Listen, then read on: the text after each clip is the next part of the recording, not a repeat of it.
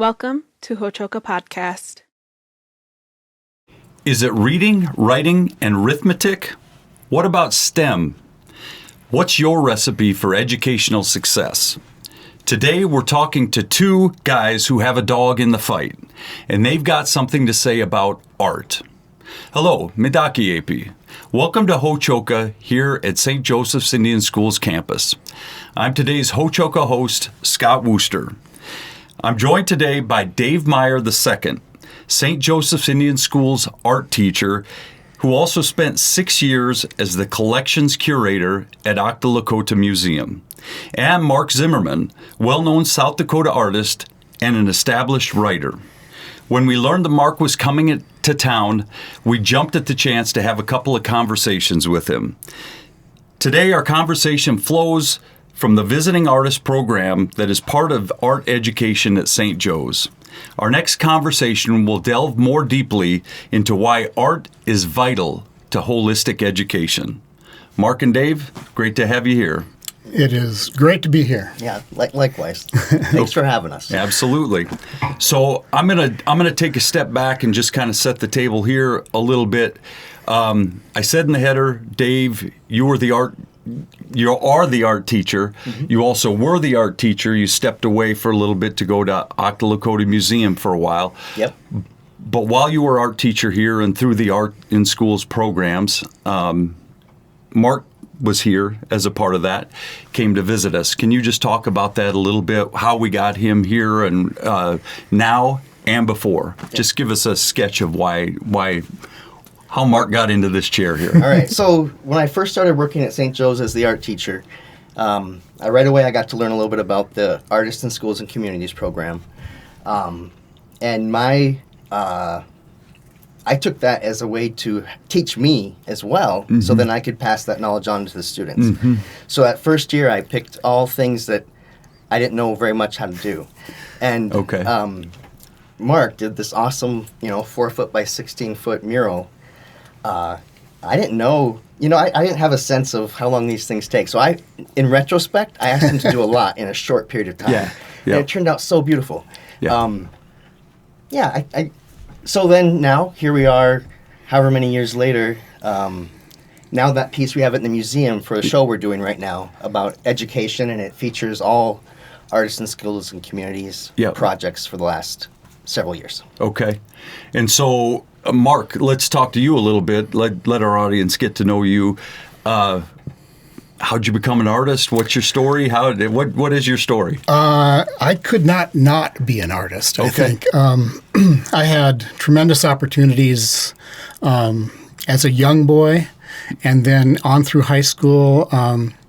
The Fargo Public Schools provided me with 15 semesters of art in 4 years, that does not happen. No.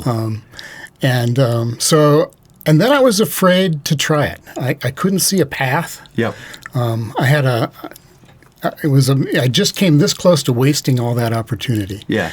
But finally switched a major, became an art major, went to grad school, did a couple of degrees,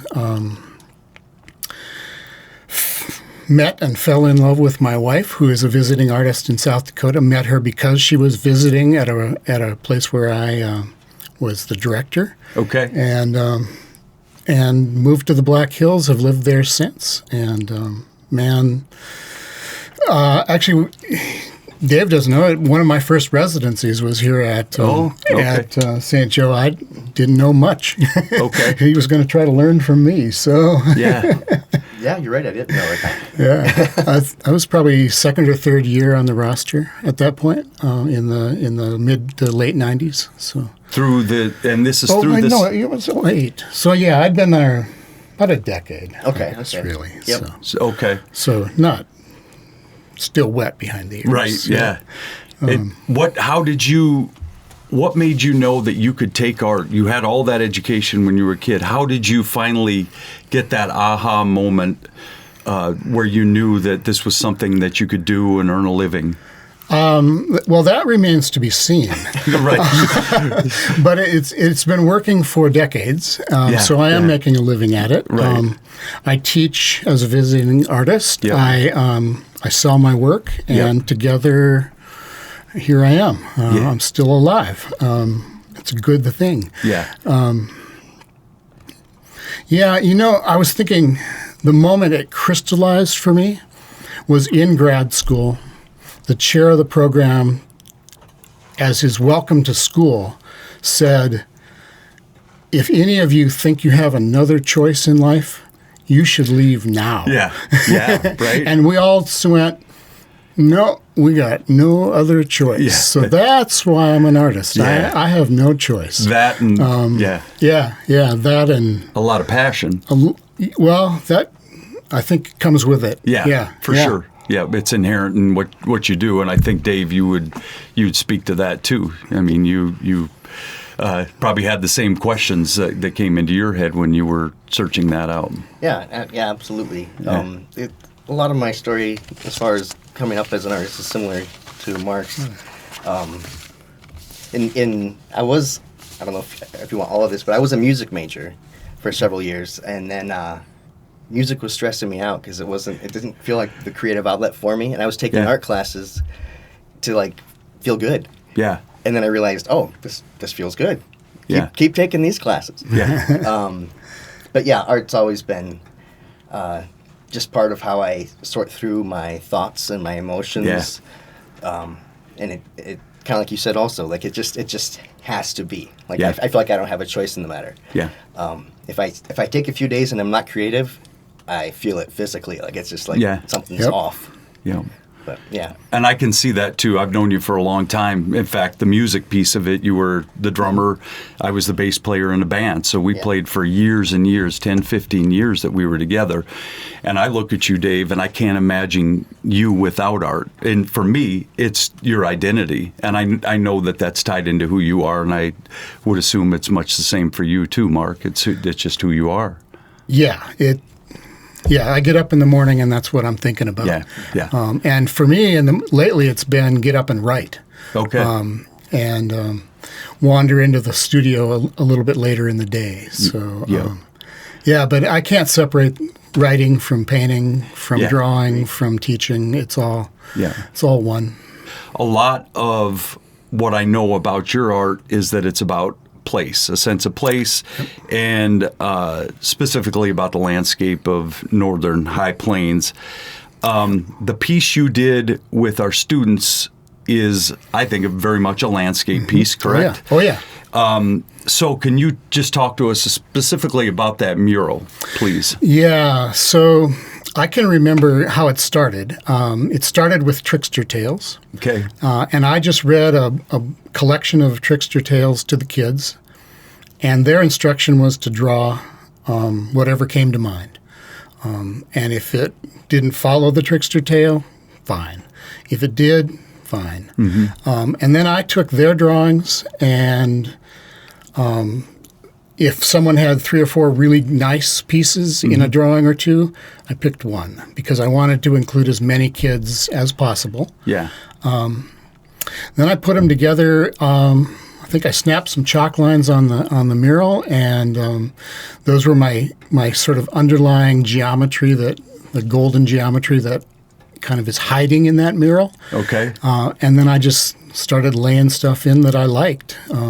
From their works. From their works, trying to be faithful as I could be, changing it as little as I needed to. Yeah.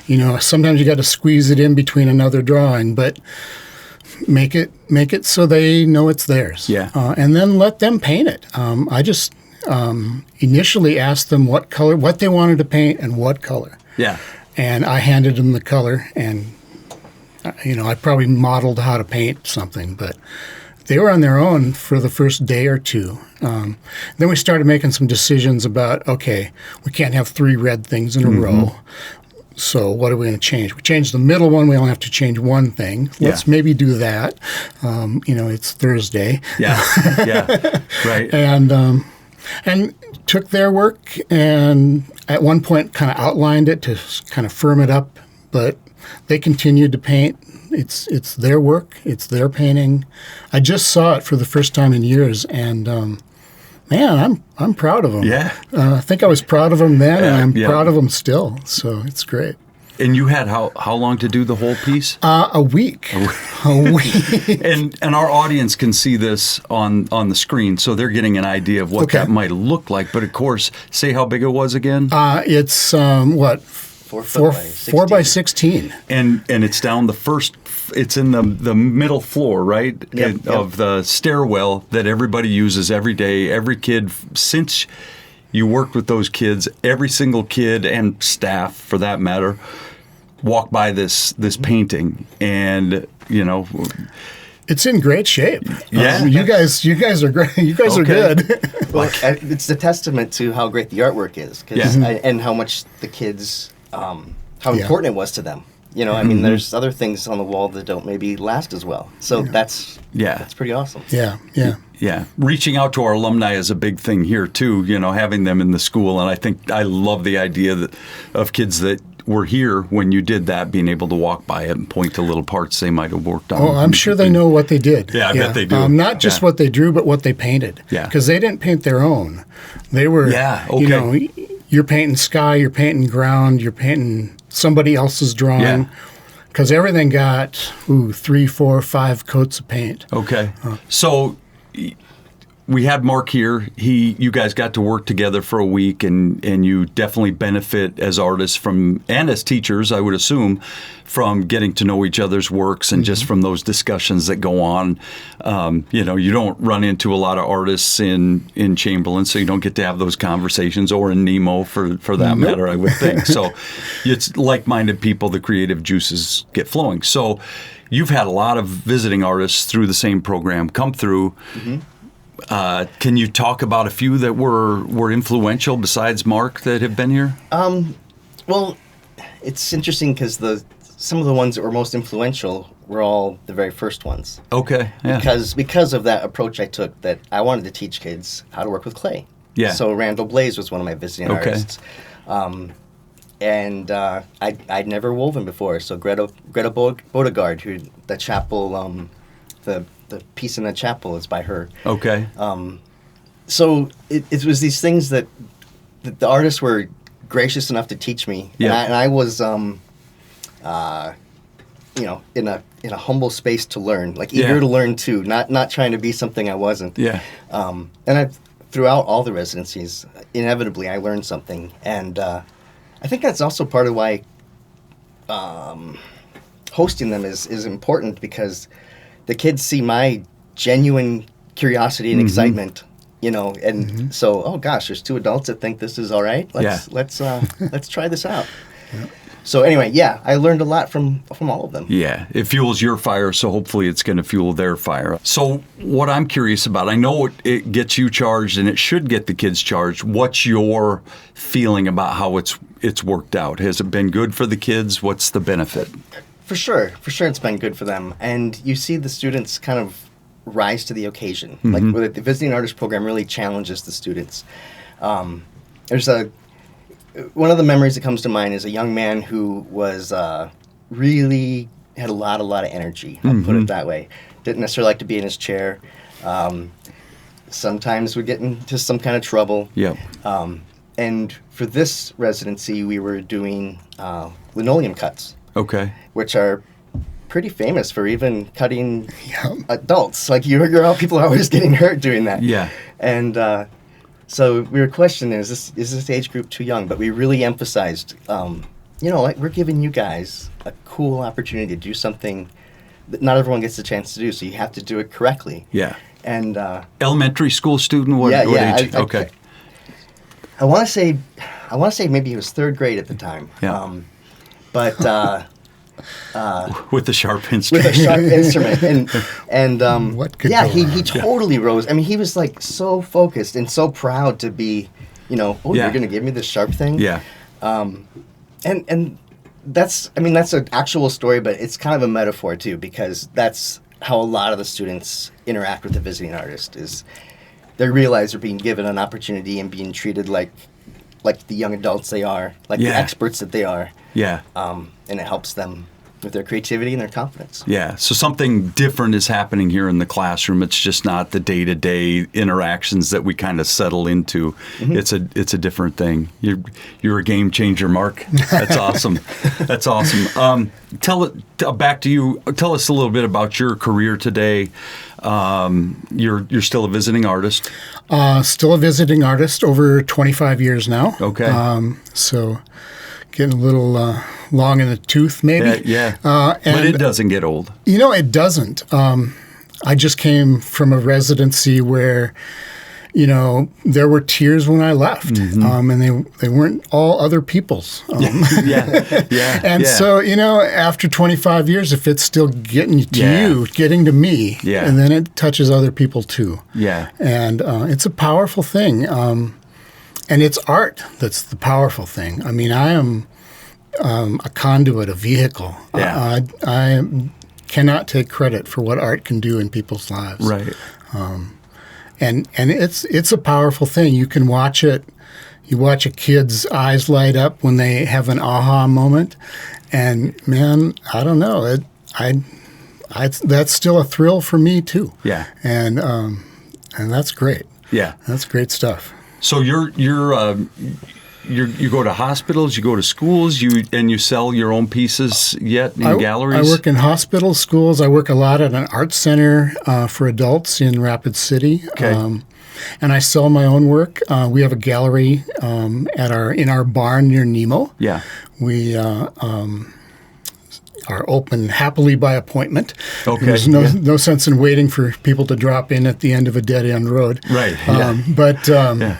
So we're happily open by appointment. There's a gallery in Hot Springs Art House which shows my work. And they've been pretty successful. So that's another little avenue I'm able to take advantage of. So, yep. Yeah. I love the idea of getting into it as a kid, having the passion for it, and being able to make a living doing it, and planning on doing it, obviously, until you can't.